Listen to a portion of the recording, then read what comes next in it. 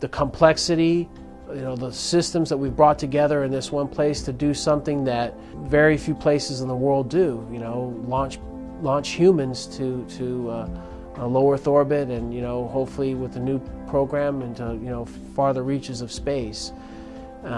So when you go to a system or a place like that, you can't help but be overwhelmed. Every space shuttle mission began with a fiery liftoff from Launch Complex 39 at NASA's Kennedy Space Center. The launch complex for the space shuttle had two pads, Pad A and Pad B. If the launch pads demonstrated anything, it's that complex is the right word for the two pad areas that handled the shuttles for about a month before they made their trips into space. Outfitted with everything a spacecraft and its crew would need to take the final leap into space, the pads handled fueling duties and crew support and held precision machinery for a range of payloads.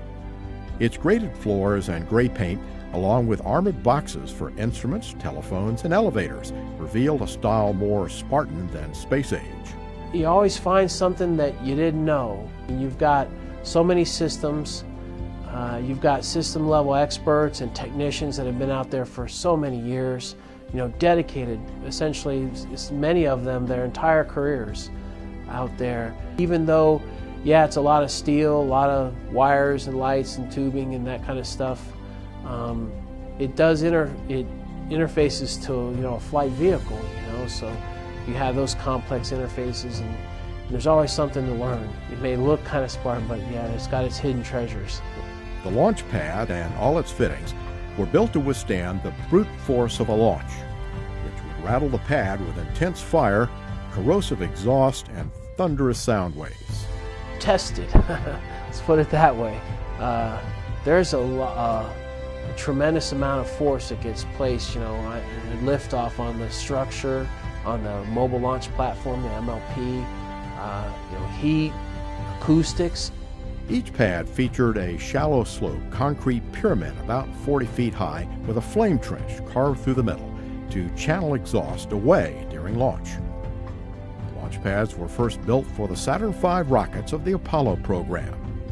Back then, the launch complex did not have any permanent service towers because the support structure was on a mobile launch platform and traveled with the rocket to the pad. It's an element of the history, to think back and to stand in places where people were launched to the moon.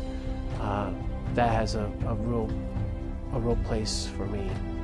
For Shuttle, a pair of support structures called a fixed service structure, or FSS, and a rotating service structure, or RSS, were built at the pad and would remain there for all 30 years of flights. Both structures carried wiring and other infrastructure needed to support and protect the space shuttle for weeks at a time. A shuttle stack, meaning an orbiter attached to an external fuel tank and a pair of solid rocket boosters, would move to the launch pad about a month before liftoff. The shuttle was connected to networks of data cables, water lines, and the fueling system. Unless you were out there when the workers and technicians and engineers were out there, it's hard to capture the elements of these people working together as a team, doing complex tasks, complex jobs, with a vehicle there that's just loaded with solid propellant. It could be dangerous as heck, it really is. And they did it routinely and made it safe.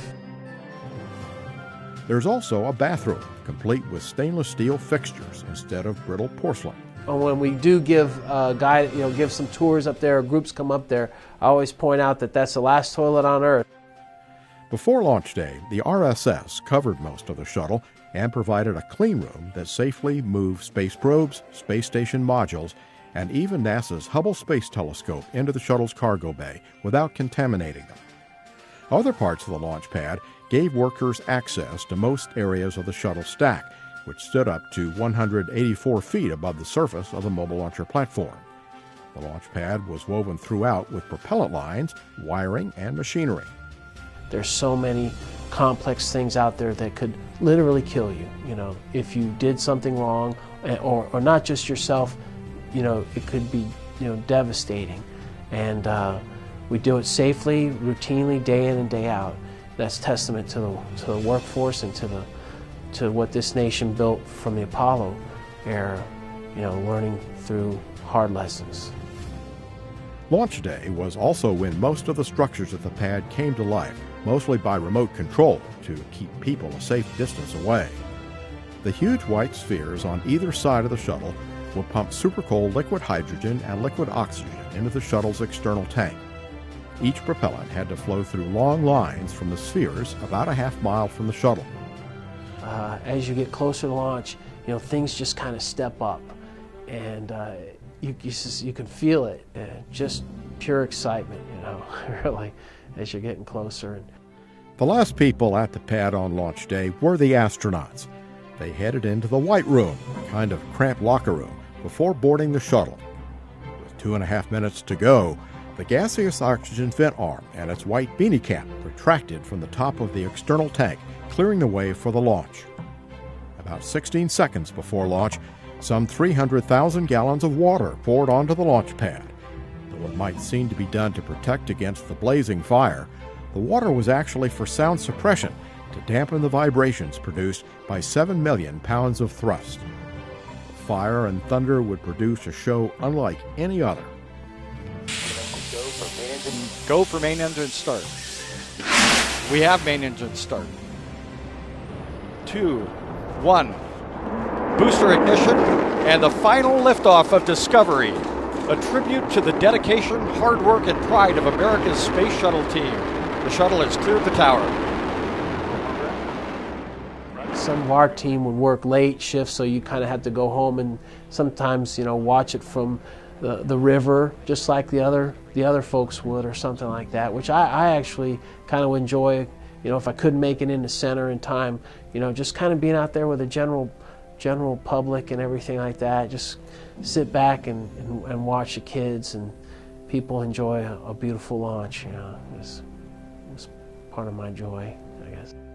Now that the space shuttle is retired, the pads are being prepared for another transition.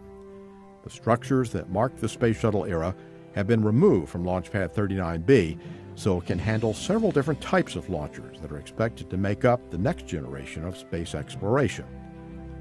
Pad 39A, the starting point for some of NASA's most famous flights, including Apollo 11 and the first and last shuttle flights, will look as it did during the shuttle years for the near term, echoing the thundering success of the Space Shuttle program.